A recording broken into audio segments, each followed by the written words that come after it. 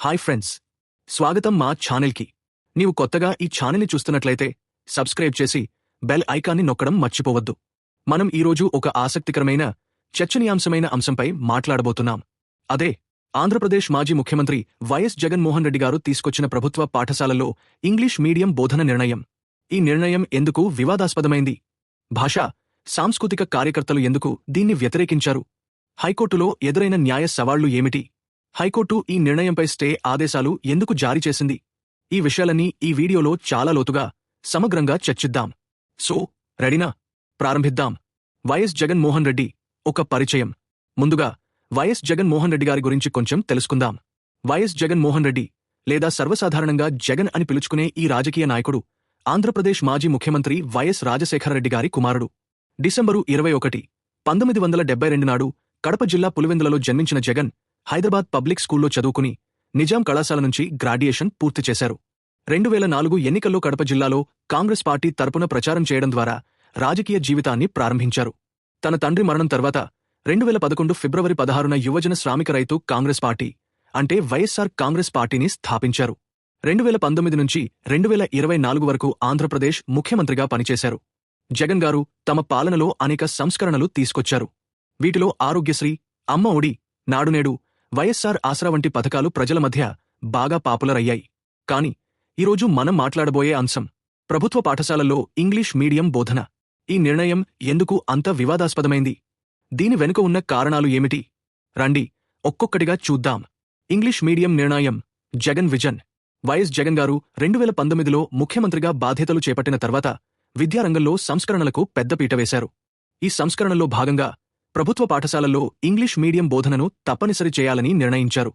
ఈ నిర్ణయం వెనుక జగన్ గారి ఆలోచన ఏమిటంటే, పేద, మధ్యతరగతి విద్యార్థులు కూడా ఇంగ్లీష్ మీడియంలో చదువుకుంటే వారు జాతీయ, అంతర్జాతీయ స్థాయిలో పోటీపడగలరని, ఇంగ్లీష్ భాషపై పట్టు ఉంటే ఉన్నత విద్య, ఉద్యోగ అవకాశాలు సులభంగా సాధించవచ్చని ఆయన భావించారు. ఈ విషయాన్ని ఆయన 2023 నవంబరు 14 నాడు తన ఎక్స్ ఖాతాలో పోస్ట్ చేస్తూ, మనం మన పిల్లలకు ఇచ్చే గొప్ప ఆస్తి చదువు. ఆ దిశగా అడుగులు వేస్తూ, ప్రపంచస్థాయి విద్యకు పెద్దపీట వేస్తూ ఇంగ్లీష్ మీడియం బోధనను తీసుకొచ్చాం అని పేర్కొన్నారు. ఈ నిర్ణయంలో భాగంగా ఆంధ్రప్రదేశ్లోని ప్రభుత్వ పాఠశాలల్లో 1వ తరగతి నుంచి 6వ తరగతి వరకు ఇంగ్లీష్ మీడియంలో బోధన ప్రారంభించారు. అంతేకాదు, బైలింగువల్ టెక్స్ట్ బుక్స్, ట్యాబ్లు, international baccalaureate, IB, curriculum, TOEFL శిక్షణ వంటి అనేక ఆధునిక సౌకర్యాలను కూడా ప్రవేశపెట్టారు. నాడునేడు కార్యక్రమం ద్వారా పాఠశాలల మౌలిక వసతులను మెరుగుపరిచారు. అమ్మ ఒడి పథకం ద్వారా విద్యార్థుల తల్లుల ఖాతాల్లో డబ్బు జమ చేసి పేద విద్యార్థులకు చదువుకు ఆర్థిక సహాయం అందించారు. ఈ సంస్కరణలు చాలామంది విద్యార్థులకు, ముఖ్యంగా గ్రామీణ ప్రాంతాల్లోని వారికి కొత్త అవకాశాలను తెరిచాయని జగన్ అనుకూలవాదులు చెబుతారు. ఉదాహరణకు, ఒక ఎక్స్ పోస్ట్లో ఒక వినియోగదారు ఇలా అన్నారు: పిల్లలకు తల్లిదండ్రులు ఇచ్చే ఆస్తి ఏదైనా ఉంది అంటే అది చదువు మాత్రమే. పేదవాళ్లు తమ పిల్లలని చదివించుకోవాలి. ఇంగ్లీష్ మీడియం తోడైతే భవిష్యత్తులో ప్రపంచంతో పోటీ పడగలరని మా నాయకుడు జగన్ గారు ఆలోచించారు. ఇలాంటి సానుకూల అభిప్రాయాలు సోషల్ మీడియాలో చాలా చూడవచ్చు. ఎందుకు వివాదాస్పదమైంది? కాని ఈ ఇంగ్లీష్ మీడియం నిర్ణయం అందరినీ సంతోషపెట్టలేదు. భాషా, సాంస్కృతిక కార్యకర్తలు ఈ నిర్ణయాన్ని తీవ్రంగా వ్యతిరేకించారు. వారి వాదన ఏమిటంటే, తెలుగు మాతృభాషగా ఉన్న ఆంధ్రప్రదేశ్లో ప్రభుత్వ పాఠశాలల్లో ఇంగ్లీష్ మీడియం తప్పనిసరి చేయడం వల్ల తెలుగు భాష, సంస్కృతి దెబ్బతింటాయి. తెలుగు భాషలో చదువుకునే అవకాశం తగ్గిపోతుందని, ఇది తెలుగు సాహిత్యం, సంప్రదాయాల పట్ల ఆసక్తిని తగ్గిస్తుందని వారు ఆందోళన వ్యక్తం చేశారు. ముఖ్యంగా గ్రామీణ ప్రాంతాల్లోని విద్యార్థులకు ఇంగ్లీష్ మీడియంలో చదువుకోవడం కష్టంగా ఉంటుందని, ఇది వారి విద్యా పనితీరును ప్రభావితం చేస్తుందని విమర్శకులు అన్నారు. అంతేకాదు, ఉపాధ్యాయుల సామర్థ్యం కూడా ఒక పెద్ద సమస్యగా చర్చకు వచ్చింది. చాలామంది ప్రభుత్వ పాఠశాలల ఉపాధ్యాయులు ఇంగ్లీష్ మీడియంలో బోధించడానికి తగిన శిక్షణ లేకపోవడం వల్ల విద్యా నాణ్యత దెబ్బతింటుందని వాదించారు. ఈ విషయంపై ఒక ఎక్స్ పోస్ట్లో ఇలా పేర్కొన్నారు: జగన్ గారు తీసుకొచ్చిన ఇంగ్లీష్ మీడియం విధానం వల్ల పేద విద్యార్థులు ప్రపంచంతో పోటీ పడగలరని నిజమే, కానీ ఉపాధ్యాయులకు సరైన శిక్షణ లేకపోతే ఈ విధానం విజయవంతం అవుతుందా? ఈ ప్రశ్న చాలామంది మనసులో మెదిలింది. న్యాయ సవాళ్లు.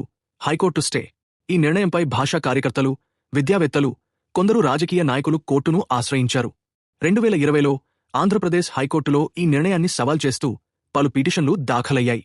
పిటిషనర్లు తమ వాదనలో ఇంగ్లీష్ మీడియం తప్పనిసరి చేయడం రాజ్యాంగబద్ధమైన హక్కులను ఉల్లంఘిస్తుందని, ముఖ్యంగా మాతృభాషలో విద్యను అందించే హక్కును ఉల్లంఘిస్తుందని పేర్కొన్నారు.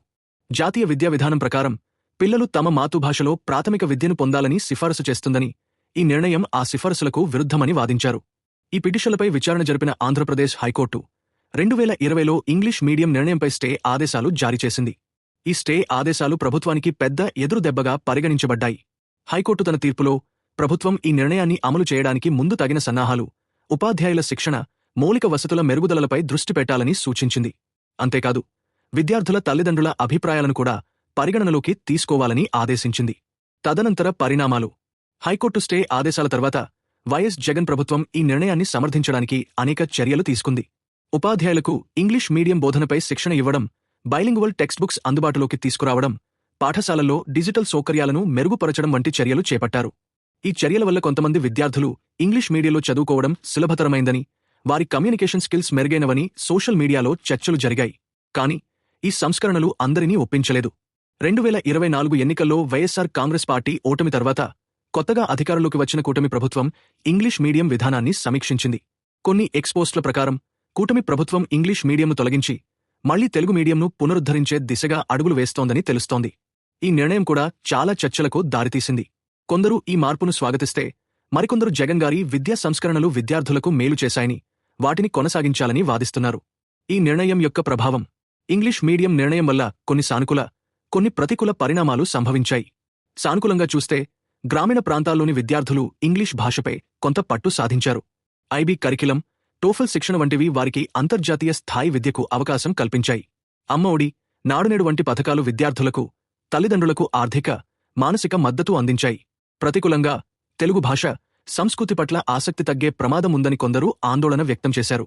ఉపాధ్యాయుల శిక్షణ, మౌలిక వసతుల లోపాల వల్ల కొన్ని పాఠశాలల్లో ఈ విధానం సమర్థవంతంగా అమలు కాలేదు. అంతేకాదు, గ్రామీణ ప్రాంతాల్లోని విద్యార్థులు ఇంగ్లీష్ మీడియంలో చదువుకోవడం కష్టంగా భావించారని కొన్ని నివేదికలు సూచించాయి. మీ అభిప్రాయమేమిటి? ఇప్పుడు మీకు ఒక ప్రశ్న.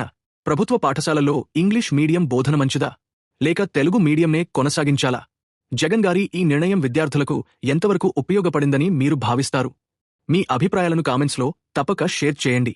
మీ అభిప్రాయాలు మాకు చాలా విలువైనవి. అవుట్రో. సో, ఫ్రెండ్స్, ఈరోజు మనం వైఎస్ జగన్మోహన్ రెడ్డి గారి ఇంగ్లీష్ మీడియం నిర్ణయం గురించి, దాని వెనుక ఉన్న ఆలోచన, వివాదాలు, న్యాయ సవాళ్లు, హైకోర్టు తీర్పు గురించి వివరంగా తెలుసుకున్నాం. ఈ వీడియో మీకు నచ్చినట్లయితే తప్పక లైక్ చేయండి, మీ ఫ్రెండ్స్తో షేర్ చేయండి, మా ఛానల్ని సబ్స్క్రైబ్ చేయండి.